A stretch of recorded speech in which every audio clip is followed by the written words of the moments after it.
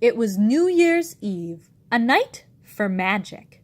Anything could happen. Clara and her brother Fritz waited outside the door to the parlor. Their cousins crowded around. Would they catch a glimpse of the presents? The children spilled into the parlor. The parlor was decorated with lights and other beautiful things. Cookies, sweets, and candles filled the room with joy. Clara's cheeks flushed with excitement. She ran to greet her godfather, Herr Drosselmeyer. He was an inventor and always brought the most unusual gifts, toys unlike any the children had seen. This year, Herr Drosselmeyer arrived bearing 3 tall boxes, each wrapped in festive paper and tied with a bright ribbon. He opened the first. In the box was a soldier outfitted in full regimental dress. When the soldier was wound, he saluted smartly and clicked his heels. Harlequin and Columbine stepped out of the next boxes. The 2 clowns tumbled into somersaults, then dove into handsprings. They topped it all with a sprightly jig. Finally, Clara's godfather brought out a small wooden soldier, no bigger than a doll. The soldier's hair was snow white, his head was large, and his features coarse. Herr Drosselmeyer placed a nut in the strange soldier's mouth. Crack! The soldier was a nutcracker. Herr Drosselmeyer handed Clara the nutcracker and a sweet nut meat. Before Clara could taste the treat, Fritz bounded up and grabbed the nutcracker from her. He jammed a nut in its mouth. Snap! With one careless tug, Fritz broke the nutcracker's jaw. The children's father grabbed Fritz by the collar and scolded him roundly. Herr Drosselmeyer shook out a handkerchief and wrapped the poor soldier's broken jaw. The night after the party, when the others had long since retired to bed, Clara crept back to the parlor and cradled the wounded soldier in her arms. The hour drifted towards midnight.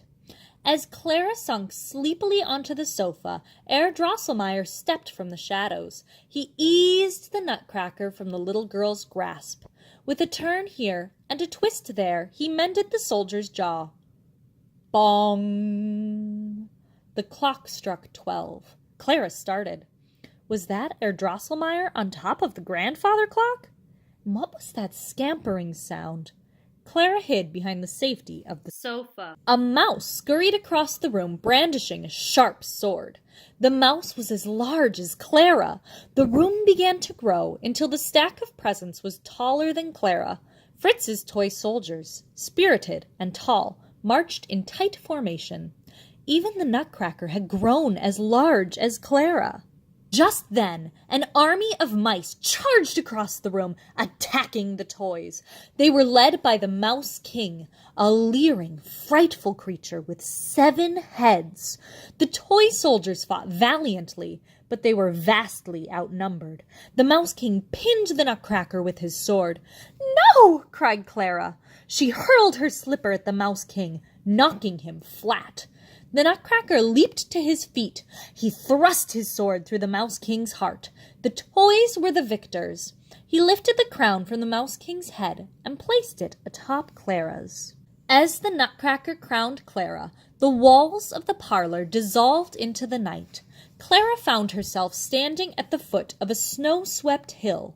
White stars glistened in the blue-black sky. Snowflakes fell as softly as blossoms. Before Clara's eyes, the nutcracker shed his awkward wooden figure and turned into a handsome prince.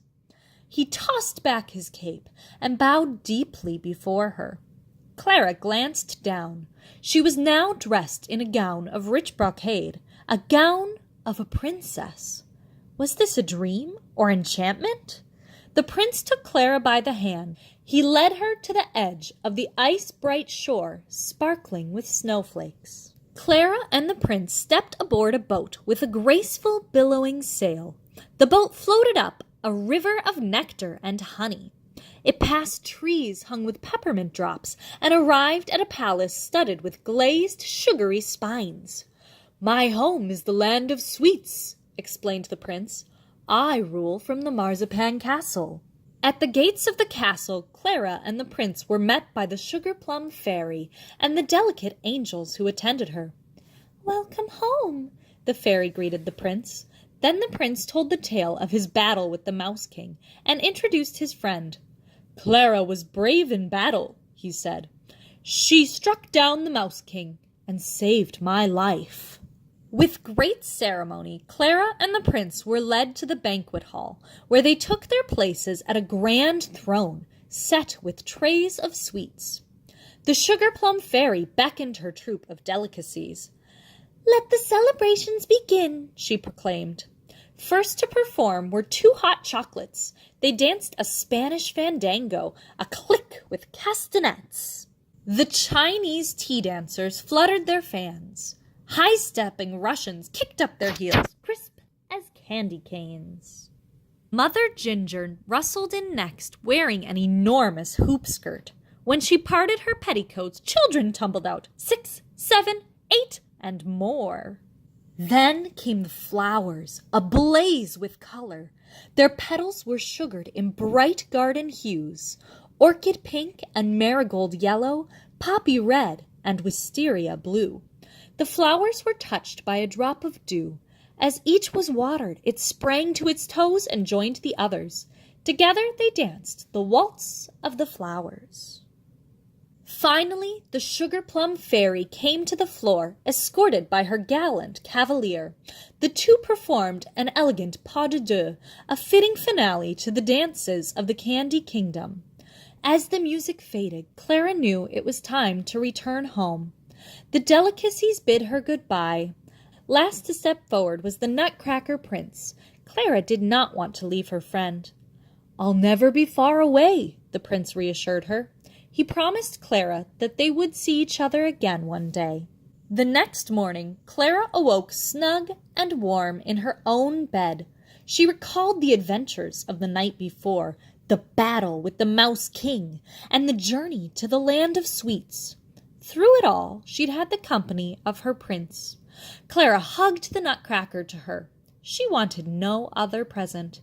Clara now knew a secret, that magic is the best present of all.